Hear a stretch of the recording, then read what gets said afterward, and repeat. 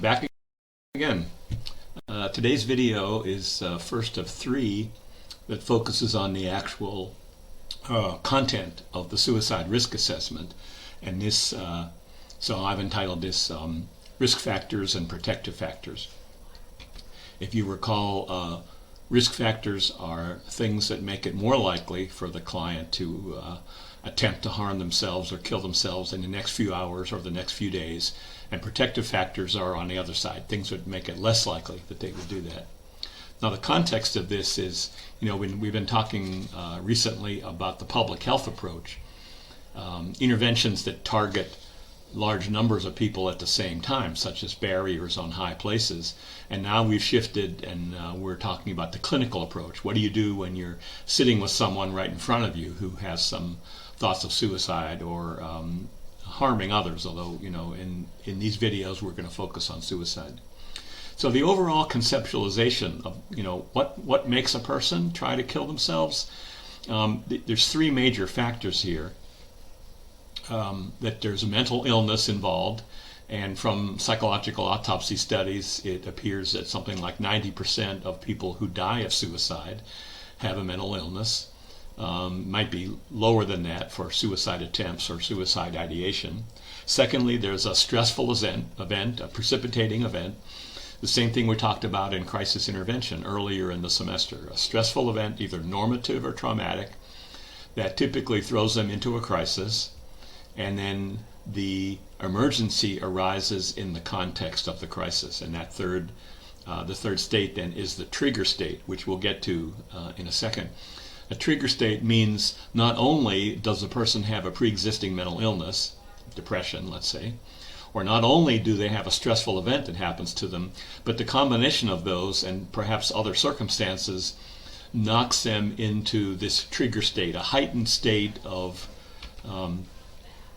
agitation, anxiety, anger or rage, abandonment, desperation. You can see these adjectives on the screen here. It's a crisis with intense desperation or franticness. That's the trigger state. For combat veterans, guilt might be part of it, moral injury, and we'll come back to that in a second.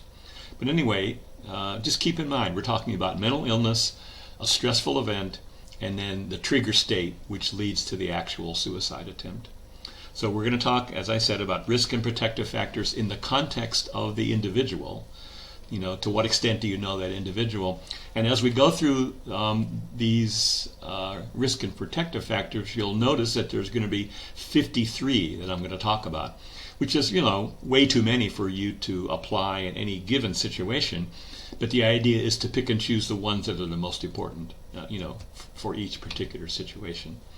So the trigger state, a crisis with intense desperation or franticness. Okay, so the clinical approach, we can start with demographic factors, and first of which is age, and we've already talked about this before. For the country as a whole, the ages which are the riskiest are between 45 and 65. That varies though with gender. For women it's pretty even across the whole lifespan. Men are obviously at higher risk, and this is especially true for men who adhere to the culture of conventional masculinity. Now the culture of conventional masculinity is typically conservative, men who value individualism, who have a potential for violence, who focus on protecting and providing for their family. They typically believe in male superiority and homophobia. They like traditional sex roles. They are reluctant to seek help. They value freedom and independence, toughness. They disdain weakness and disability, and they're big on gun ownership. So one of the takeaways from this now is that I would argue that that the defense of gun ownership is actually a defense of conventional masculinity. And to support that, there was a recent study that looked at over 20,000 adolescents in 1995 and then correlated them with the death records from 20 years later, and found that the boys who grew up to be men who most strongly believed in conventional masculinity were 2.4 times more likely to die of suicide over the subsequent 20 years. What are some other demographic risk factors for suicide? Race and ethnicity, and we've talked about that already. You know, whites have a much higher rate of suicide than other racial and ethnic groups in the United States.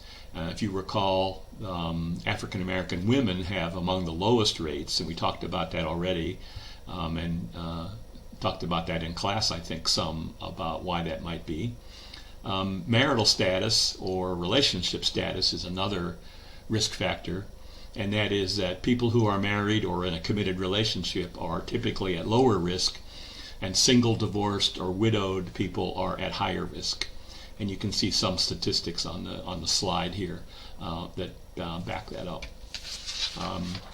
Another demographic type risk factor is pregnancy and responsibility for children. So even though you may hear a lot once in a while about postpartum depression or postpartum psychosis, women sometimes who kill their children and then die of suicide, those are extremely rare cases. And statistically, overall, women who are pregnant or women who are responsible for minor children have a lower suicide rate than women who are similar demographically but who are not pregnant or do not have minor children that they're responsible for. So this would be an example of a protective factor that's not simply the opposite of a risk factor, but is a positive thing that we can look at. And then what I've put for number 6 here, cultural factors, is just kind of an overall statement about being aware of culture. And I think that one of the takeaways I want to mention here is if, as a social worker, you're working with a racial or ethnic group that you are not a part of, then it's your responsibility as a professional social worker to learn about that racial or ethnic group, to learn about the culture. You need to do that. It's your professional responsibility. If you work with people from your own culture, then it's easy, right? It's there, you know it. But if you're working with people from a different culture, it's incumbent upon you to learn about that culture. And part of that would be to learn about the suicide phenomena in that culture. And here's just 2 quick examples. Most of the people from Puerto Rico who come to the mainland come to New York City, so the largest concentration of Puerto Rican Americans is in New York City. And there's a phenomenon, in fact, a recent book, recent within the past few years, came out that focused on this in particular, which is suicide attempts, not necessarily suicide completions, but the frequency of suicide attempts among Puerto Rican teenage girls on the mainland. And the idea seems to be it's in the context of a generational clash. You know, for many immigrant groups, the parents who are the adults who move to the United States or move to whatever country, but who move to the United States typically maintain the culture that they grew up in. They often keep the same language, they cook the same food, they read the same reading material. You know, my client from Brazil still although he's been here for 20 years, still watches Brazilian TV news and Brazilian sports, for example. But the children of immigrants are typically much more identified as being American kids. And so that gives rise to generational conflict, of which, you know, we see that within any culture, but you can also see that cross-culturally when the parents maintain the culture that they grew up in and the kids want to become American kids. And so one of the ways this plays out is with dating, and that is that there are some families that move from Puerto Rico and they still believe that if their daughters go on dates, they should have a chaperone. And as you can imagine, this doesn't go over well with their teenage daughters. So that's one example of this kind of intergenerational conflict. But the mystery, to me at least, you know, having not read that book, at least not yet, is that for some reason it more frequently leads to suicide attempts among Puerto Rican teenage girls than among other Latino teenage groups or other ethnicities, you know, other racial groups altogether. So if you were working with Puerto Rican families, it would be important for you to learn about this phenomenon. I pretty much told you all I know now, so you know, if you're in that situation, you need to read the book I mentioned or learn about what this means. A similar example would be the high rate of completed suicide among Asian American college-age boys who are under intense pressure from their parents to succeed and to be at the top of their class. And of course, not everybody can be number one, and so the impact of, not even failure, the impact of not being the best can sometimes be cataclysmic for some of these Asian boys. So this is another example of a particular cultural factor that if you were to be working with groups like this, you need to know about. Okay, so the overall risk factor here really is just a general statement about be aware of cultural factors, both risk factors and protective factors. So as we move further in now to talking about risk factors and protective factors, we can talk in particular about planned versus unplanned suicide. Now, planned suicide is what you probably heard about the most, and what in newspapers, magazines, and popular culture, this is what often gets talked about, is someone who plans out their suicide at least a certain amount of time in advance. And the progression here is thought of as what I put up here on the screen: intent, method, availability of method, plan, intent, and action. Now sometimes that even gets shortened from that. Sometimes it gets boiled down to ideation, plan, and intent. You know, some of you have probably heard the way that you assess suicide: ask someone if they're thinking about suicide, ask them if they have a plan, and ask them if they intend to carry out the plan. And while I would not argue that those are good questions, I would argue that you can't just ask those three and think you've done an adequate job. You have not. There's a lot more to it. And one of the lot more to it is the fact that there are a lot of unplanned suicides, which we'll talk about in a minute. But beyond that, even if you think about ideation, plan, and intent, you're leaving out half the steps. Okay, so ideation means simply thinking about suicide. And then if someone's thinking about suicide, the next step along this hypothesized continuum is the method, which also is the means. We've talked before about method or means in the public health approach, and that is to protect people, to be able to block lethal means, again, like a barrier on the Golden Gate Bridge, or a barrier on top of the Empire State Building, or a ban on pesticides in Sri Lanka or some other Asian countries.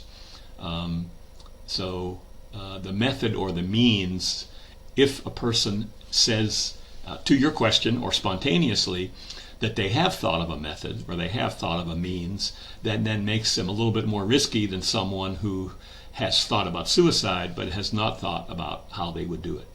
Now, here's a good example of, I would point you toward, and I probably should have mentioned this before, these three videos that I'm making, risk factors and protective factors, are accompanied not only by the PowerPoint slides, which are available on Sakai, but also by a handout which is in Sakai in the module that we're talking about today.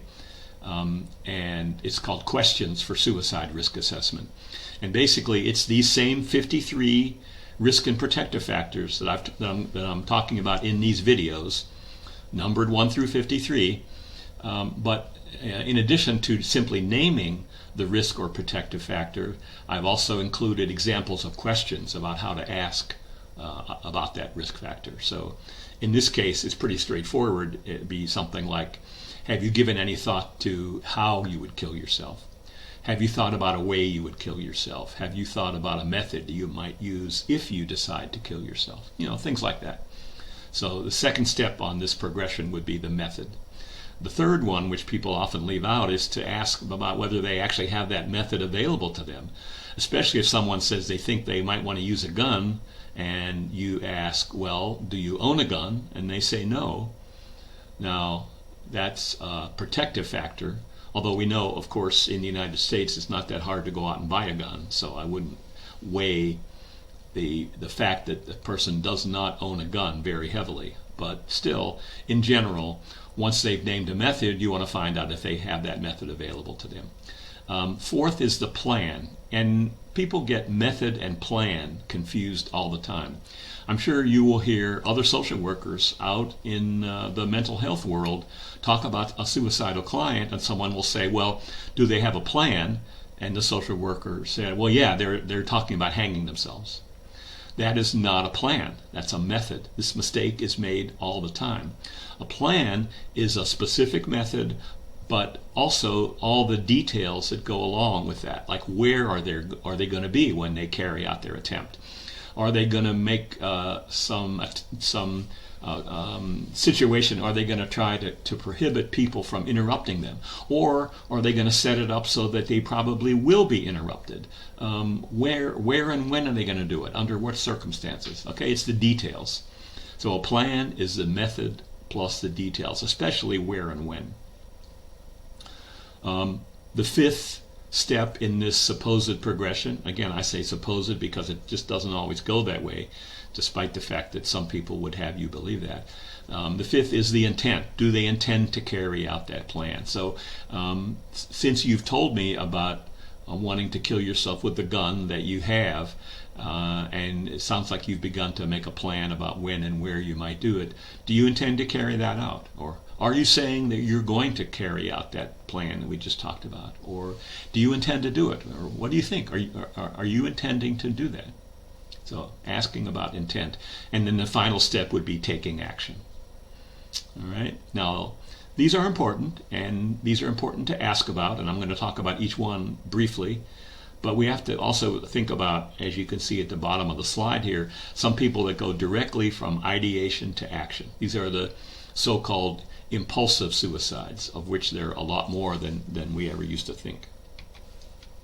But let me go back over these, each of these one by one briefly. Suicide ideation, is the person just thinking about suicide?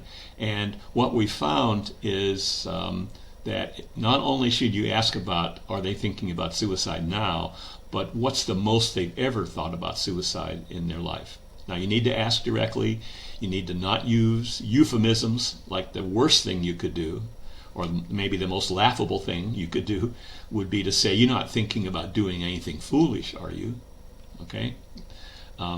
You do need to say, over the last few weeks, have you been thinking about killing yourself?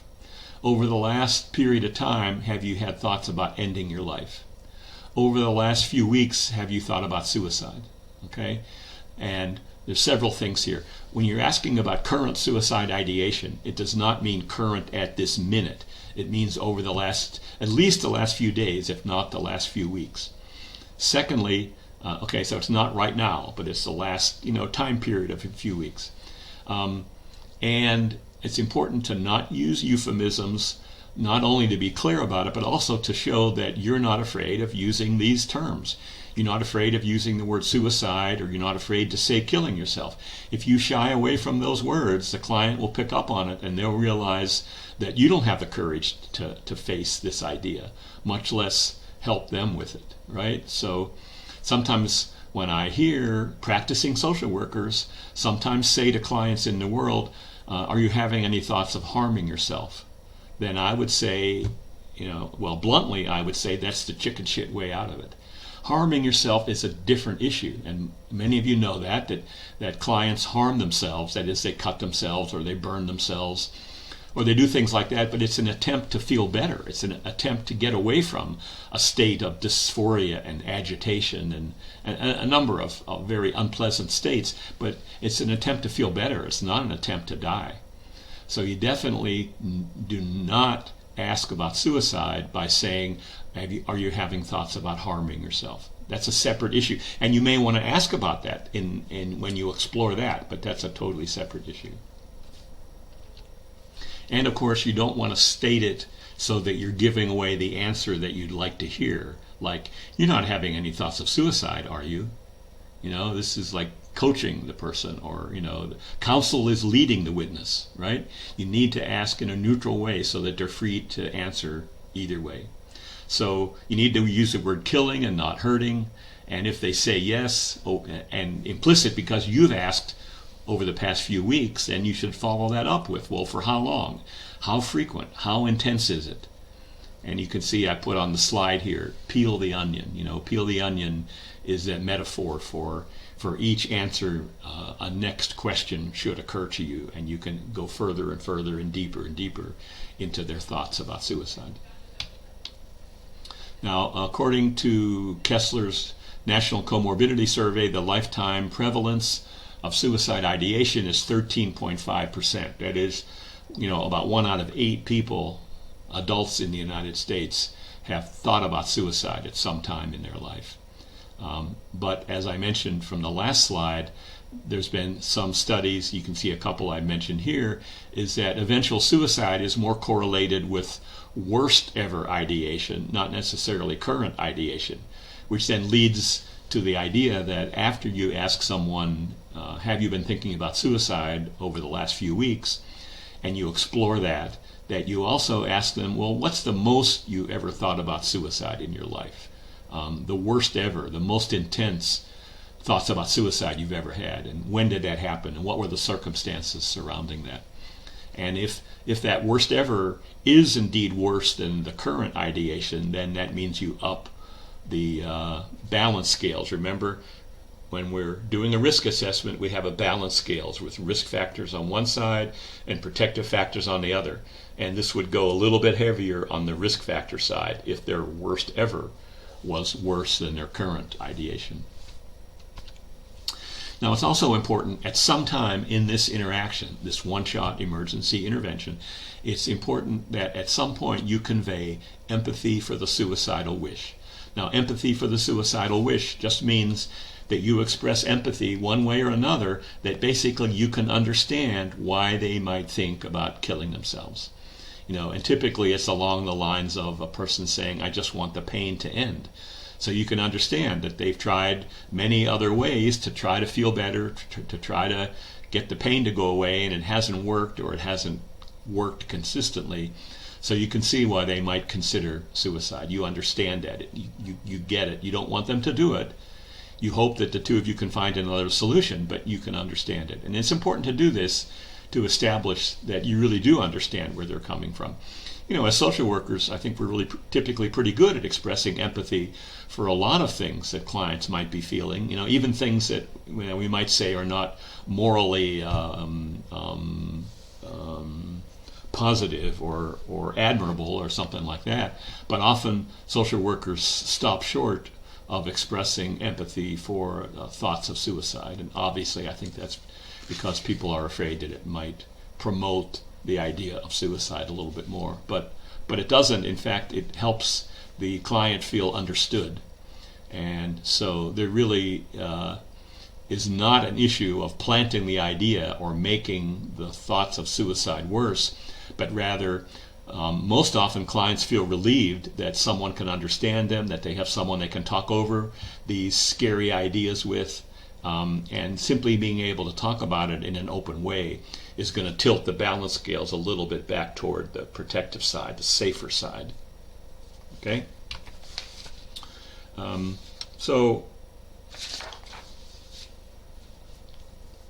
the lack of current suicide ideation does not complete the risk assessment.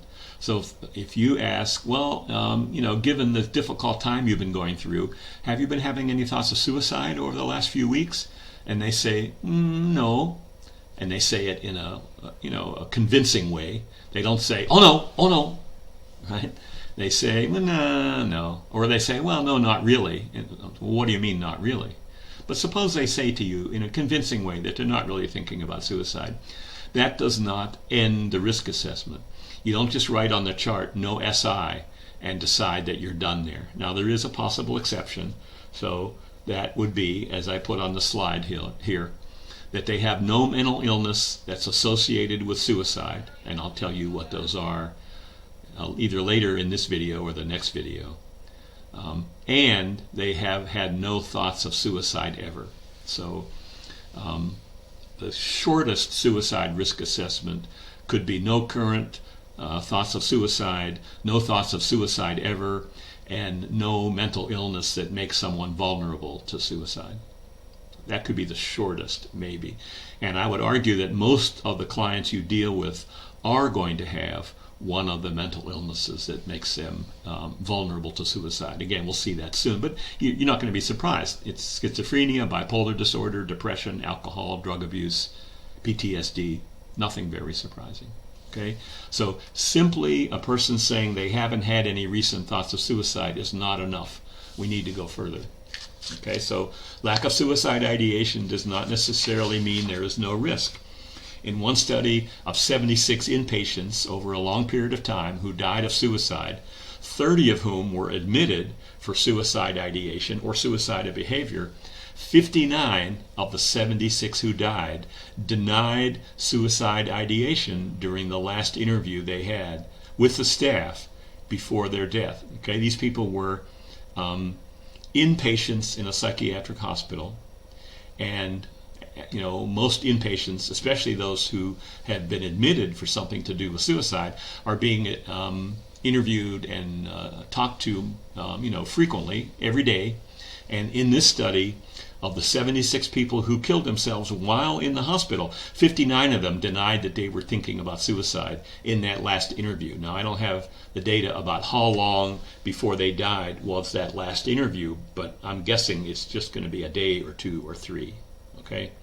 So here's a really good example, a really good empirical example of someone denying suicide, or a group of people denying that they have any thoughts about suicide, but they still killed themselves, and not a long time later either.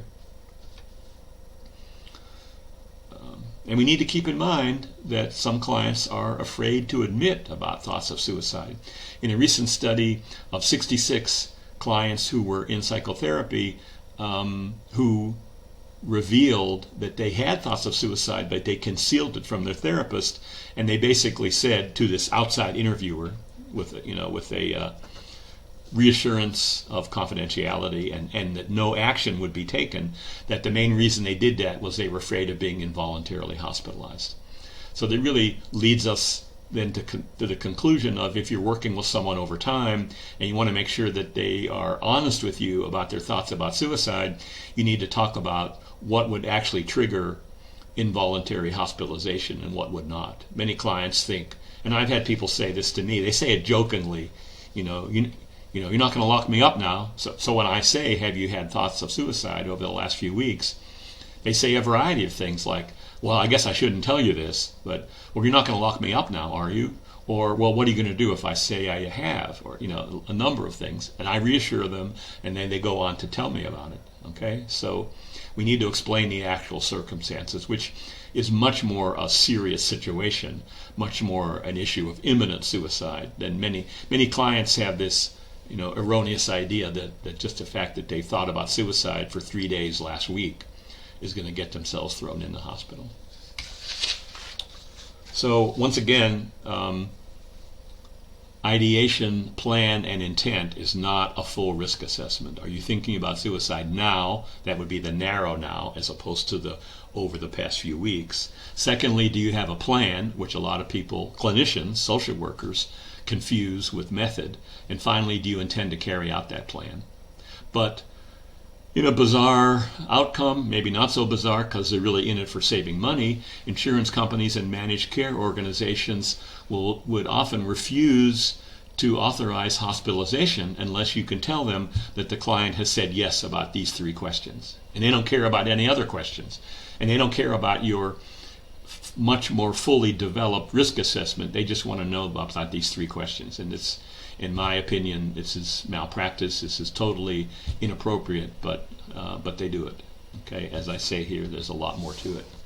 But suppose you do have someone who denied any thoughts of suicide, and obviously, maybe not so obviously, that they do have one of the illnesses that makes them vulnerable to suicide. You need to go further, at least a few more steps. And here's some examples of a few more steps. So you ask them, initially, over the past few weeks, have you had any thoughts about killing yourself? And they say no. Then you could also go on with, maybe 2 or 3, maybe 4 of these additional questions. Like, for example, have you wished to be dead? Which is pretty much the same question, but a little bit different. Or have you ever thought of suicide? Or when did you feel the worst about your life and the worst in your life? Did you think about suicide then? Which is, again, a variation on the same question. Have you ever thought about how you might kill yourself? A question about the method. Have you ever made a suicide attempt? Which seems odd, because if they haven't ever thought about it or had any intention or whatever, how would they have made an attempt, except that there are some people who have made impulsive attempts. So this question logically doesn't make sense, but it does make sense when you learn about impulsive attempts. Have you ever made an aborted attempt or a rehearsal? And typically, if you say it that way, the client will say, "What? What do you mean?" And so you answer, well, an aborted attempt is when you started to take action to kill yourself, but stopped yourself partway through. Or it could also be when someone else stopped you.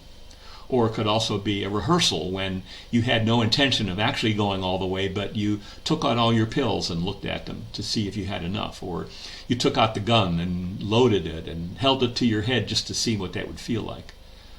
Things like that. That would be a rehearsal or an aborted attempt. Or, for example, is there any family history? Has anybody in your family ever attempted or died of suicide? Okay, so these are some of the other questions that you might ask to just go a little further when the client denies thoughts of suicide. Okay, so our next major category here, major risk factor, is the suicide method. And if they say they have thought about it, what is it and how specific are they? How available is that method?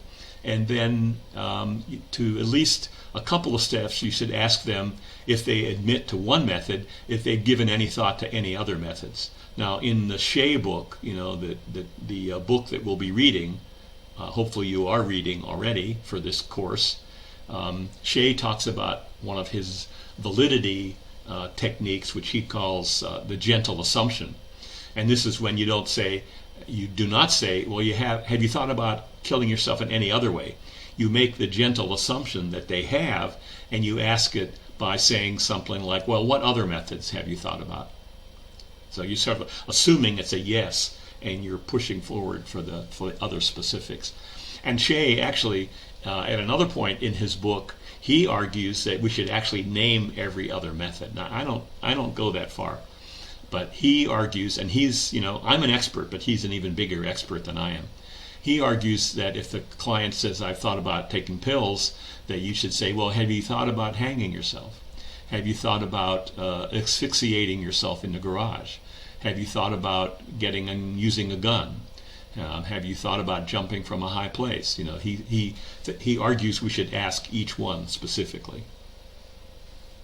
And then a separate risk, but obviously related risk factor, is the lethality of the method. How lethal is it? How likely is a person to die from it?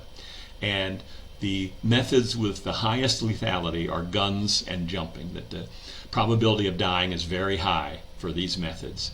In the middle is carbon monoxide or hanging. And finally, at the low end, lowest lethality is pills or wrist cutting and maybe trains. And I think the way to think about this is that the choice of method reflects the underlying ambivalence of the person, along with the availability of the method, along with the cultural acceptability of the method, but also, if you recall our discussion about ambivalence, the people whose ambivalence is weighted very highly toward they want to die are likely to choose a more lethal method like guns or jumping from high places. The people who have, a lot of thoughts about dying, but still a lot of strong thoughts about living too, are likely to choose a less lethal method. And the core issue here is, if once they set the method in motion and they have that shift in ambivalence that we talked about before, that is, all of a sudden they feel like, whoa, no, I want to live, how much time do they have to rescue themselves in some way or other? Okay, and if you recall that when Kevin, that not Kevin the police officer, but Kevin the bipolar guy, jumped off the Golden Gate Bridge, he immediately felt that he made a terrible mistake and he wanted to live.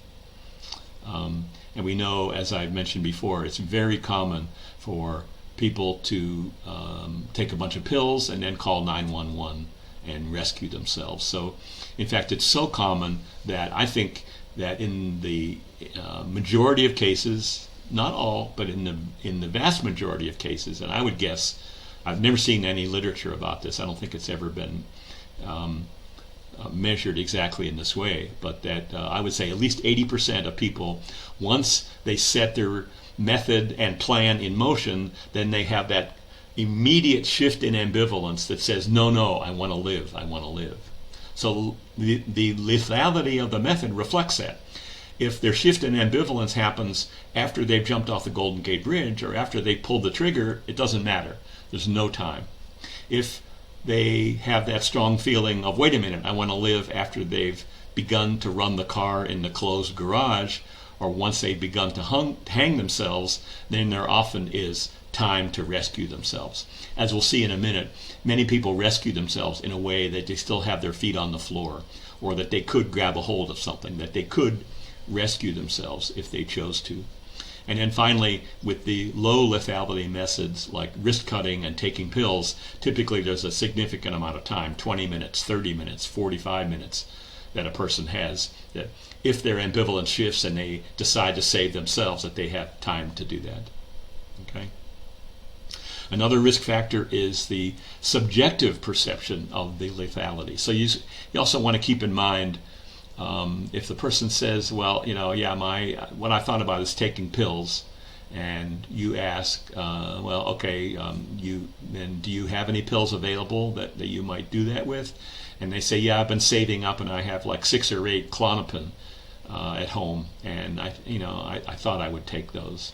Now you may know that Klonopin and other benzodiazepines are very hard to overdose on, die on. It does happen when people mix it with alcohol, but by themselves they are quite safe. But there was, as I recall, I think it's 3,000 maybe benzo overdoses, some of which are suicide. So it can happen, but benzos are pretty safe. So that puts them at the bottom end of the scale. But the point here is you need to take the client's perception in mind. And if they think 6 or 8 Klonopin is going to be a lethal dose, then you need to take that into consideration and up your risk assessment toward the risky side. We've talked about suicide by hanging. It's the second most common way. It takes 4 or 5 minutes or so. It's the only way that people can kill themselves in prisons and psychiatric hospitals, or medical hospitals for that matter. So it still happens. Despite what you see on movies or TV, people sometimes hang themselves in a way that they are standing up with their feet on the floor, and then they just relax their body into the rope or the noose or whatever it is. So or some people have, in prisons and hospitals, hang themselves from a doorknob. So they hook up some sort of ligature to the doorknob and then kind of just slump down. But as you can imagine, these scenarios, there is a way for them to rescue themselves if they choose to rescue themselves. Suicide by train is pretty uncommon, except in cities in the U.S. that have commuter train systems. New York, Boston, Chicago, Washington, San Francisco, probably a few others, but those are the major ones. There's about 150 deaths annually, and you can see some other statistics that I've put on the slide here. It happens, and obviously, as I've maybe alluded to in my work with Metra engineers, it is often very traumatic for the engineers, but it's a fairly uncommon way people have of killing themselves. The next risk factor is the availability of the method, and the more available, obviously, the riskier it is. People who purchase handguns have 57 times more risk of suicide in the subsequent week. compared to before they bought it. And I think obviously in many cases that's because that's why they bought it. But even not taking that into consideration, we don't have any records about why people buy guns. But the risk goes up tremendously when people buy handguns. And this takes us back to the idea of means restriction, and in a clinical situation, which we'll talk about later, trying to get clients to give up pills and guns to somebody else for safekeeping. Next risk factor is the suicide plan, and as I mentioned, the plan is not the same as the method. The method is the gun, the carbon monoxide, the pills, or whatever it might be, and the plan is that method plus the details, the time, the place, the arrangements. The lifetime prevalence of a plan in the U.S. is 3.9%, and remember, or no, I guess we didn't get to that yet, but we will get to that the lifetime prevalence of suicide attempts is 4.6%. So you can see already that some people made attempts who did not make a plan. And in fact, it may be more than just that 0.7% difference. It may be that some of those people who made a plan, in fact, I think that's obviously true, some of the people who made a plan never did make an attempt. So there's a significant number of people who made an attempt without ever making a plan. And then as we get toward the end of this continuum, the intention. Do you intend to carry out your plan? But I want to point out that, for example, once a person decides to kill themselves, how long is it until they actually take action? How long is it until they actually do it or try to do it? And it's fairly rare to see someone in an interview, maybe less so in the ER because someone maybe caught them halfway through their attempt. But even in the ER, it's fairly rare to see someone who has positive intention to kill themselves but has not done it yet. In other words, we've caught them in that narrow window between they've made a decision to do it and they have not yet done it. Okay, it's a pretty narrow window, I think. In my experience with the people that I've interviewed in ERs, I think it's been a day or two. Okay, that the time that the people have said between the time they made the decision and then they actually made the attempt has been a day or two. And as we'll see in a minute, there's some studies that suggest that it's often a lot quicker than that, like less than 10 minutes. So I just want to, at the risk of beating a dead horse, also talk about not only is the idea of ideation, plan, and intent a fallacy. It's a very poor way to carry out a suicide risk assessment, but also that even the question about intent has some problems with it. But before I go there, I also want to talk about suicide intent from this perspective. A study of a different study of inpatient suicides, 22 of them, and in all but one of the cases, all of the other people who did kill themselves in the hospital denied that they had any intent to kill themselves in the last few days. Similar to the earlier issue, the earlier study was people who killed themselves in hospitals, and the vast majority denied that they even had any ideation. In this case, these were people who died intent. Okay? Now, I want to also explain why I think that, as I put on this next bullet point, that I think clients might be somewhat less honest with this question.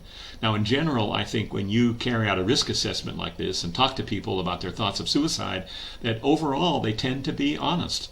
They're often relieved to be able to talk this over with someone, and don't forget they're ambivalent, so there's a big part of them that wants to live, wants to be rescued or taken care of or prevented. So I think most of the time their answers are going to be honest. However, I think with the question of intent, do you intend to carry out your plan? I think that's where people's honest answers might, or the answers might not be so honest. And there's 3 reasons for that, maybe 4 reasons actually.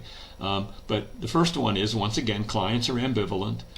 There's a big part of them that wants to live, part of them wants to die, but a big part of them wants to live, but they don't want to be hospitalized. And they're afraid, and probably correctly so, if they say, yes, I intend to carry out this plan, that we're going to want to put them in the hospital. Second, clients often tell us what we want to hear.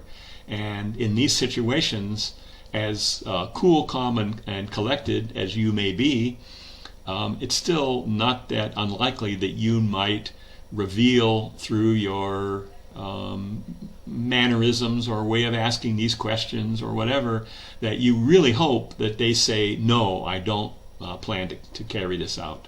So that they'll tell us what they think we want to hear, which usually probably is accurate. We would like to hear that they don't intend to carry out the plan. And then a third reason is lots of clients don't know. They don't know if they're going to do it until they either do it or don't do it. So asking them for their intent is, not very useful because they just don't know the answer. And then finally, less likely, I think, but another reason why the intent question might be not very reliable is that some clients simply lie. Some clients have decided they want to kill themselves, and so they lie about it so that we don't prevent them. So I've been alluding to the issue of impulsive suicide, and some of these studies we're going to look at real quickly have defined impulsive suicide as the time between the decision and the action, the decision to kill themselves and taking action, starting the suicide attempt, less than 5 minutes or sometimes less than 10 minutes. Okay, and we've typically called these impulsive attempts. Now, in at least one study of people who made impulsive attempts but were alive, there are psychometric rating scales that measure impulsivity, and many of the clients who made what appear to be impulsive suicide attempts came up as not necessarily impulsive people in general in their lives. So, I'm not sure how to explain this then. You'd think it would be impulsive people in general, and that's what we think about with suicide. If they're impulsive people in general, that makes them more of a risk for suicide. But in at least this one study, they were not characterologically impulsive. Nonetheless, we tend to call these impulsive suicide. You could call them unplanned suicide. Maybe that would be slightly more accurate. But in one study by Williams in 1980, 40% of a bunch of hospitalized patients, 40%, the time between when they made the decision and when they carried out the action was less than 5 minutes. The Simon study of 1/4 of 153 nearly lethal attempts. This was a special study that focused on attempts that would have been lethal if the people had not been interrupted, and there was a careful rating scale that they worked out to try to ascertain the most lethal attempts, that is, attempts that would have caused death medically and where the person did not set it up to be interrupted, where they were interrupted purely by accident. So these were very lethal attempts. 24% of 153 nearly lethal attempts, the time between making the decision and carrying out the action, less than 5 minutes. And not only less than 5 minutes, but another 24% said between 5 and 19 minutes. Another 23% said less than between 20 and 60 minutes. So basically, 3/4 of these people, the time between making the decision to kill themselves and carrying out the action was less than 1 hour. Okay. Furthermore, 87% was less than 8 hours. So where's all the people that plan it out a day or two or a week in advance? In another study by Deisenhammer in 2009, 39 out of 82 patients who were hospitalized, less than 10 minutes. DeRay, 58% of female clients with borderline personality disorder, 58%, less than 10 minutes. And then finally, in the Kessler National Comorbidity Survey, in the Replication Survey, 43% of 37 attempts were unplanned. So this is the answer to the question, the combination question, have you ever made an attempt and have you ever made a plan? People who said they never made a plan but did make an attempt. So this unfortunately makes our job a lot harder. Impulsive suicide, people who impulsively decide to do it and carry out that action in a short period of time. I don't have any answer, and we don't have any special questions that will get at that or anything like that, but it's just very important to keep in mind that you try to construct a scenario, not rely on the ability not rely on the honesty of people saying, yes, I'm thinking about it, yes, I have a plan, and yes, I carry it out. Not relying on that. Okay? Another risk factor, maybe the most important single risk factor, if you could only ask one, maybe the most important would be asking, are you male, right? Are you male or female? But beyond that, probably the most important one is, have you ever tried to kill yourself before? So people who have tried before are 40 times more likely to die of suicide than those who have not ever made a previous attempt. And again, in the Lifetime National Comorbidity Survey, 4.6% had made an attempt in the past. On the other hand, only about 10% of people who make an attempt go on to die of suicide. It's another reason why we say they don't have a plan B. This was true of that study of 515 people who were prevented from jumping off the Golden Gate Bridge. Remember, a long-term follow-up found only something around 10%. It might have been a little higher, 10 to 15% of them. No, it was a little bit lower. Anyway, only a small number went on to actually die of suicide, and the vast, vast, vast majority of them either died of a natural cause or some other cause, or were still living in the follow-up. Also to keep in mind is that only about a third of people who die of suicide have made a previous attempt. So these are different ways to come at the same kind of phenomenon. Okay? So, other risk factors. Suicide in family or friends. Now, it is possible in some cases that suicide among friends makes suicide in that person less likely, not more likely, because they've seen the impact that it makes on other people. But in general, a number of studies have shown that suicide runs in families, that it's more likely to happen in a family where other suicides have taken place. And the explanations for this vary from both genetic to learning and modeling, and it could be some combination of both. Another risk factor is a history of suicide rehearsals, or aborted attempts, or interrupted attempts, as I talked about before.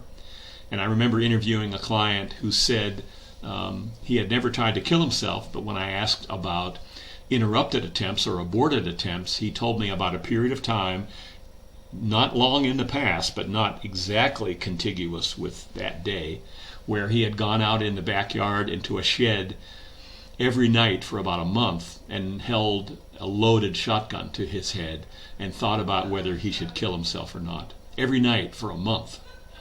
So on the one hand, we could say we have the protective factor that he has never made an attempt, but on the other hand, he has these rehearsals. Every night for a month, he went out and held a loaded shotgun to his head. So that's a very ominous risk factor. And then another risk factor is final preparations. Writing a suicide note, obviously, although we know that suicide notes only happen in about 1/3, perhaps, of all suicides. So if a person hasn't written a note, that isn't necessarily a protective factor. Excuse me, other final preparations might be like the old thing about teenagers giving away favored belongings to others, which I found to be kind of overrated. I know a significant number of teen suicides where they did not do this. But any kind of final preparation. Certainly the stereotypical picture of the typically middle-aged man who lays out all the bills and all the legal documents so that his family knows how to handle all that stuff. It would be another example of final preparations. All right, so I'm going to stop here. We've gone through the first 18 risk and protective factors. I know it's a lot, and I've gone through it pretty fast, but you can refer to this slide. You can refer to the handout questions for suicide risk assessment. All right, and we'll talk about this in our synchronous sessions as well. All right, okay. I'll see you next time.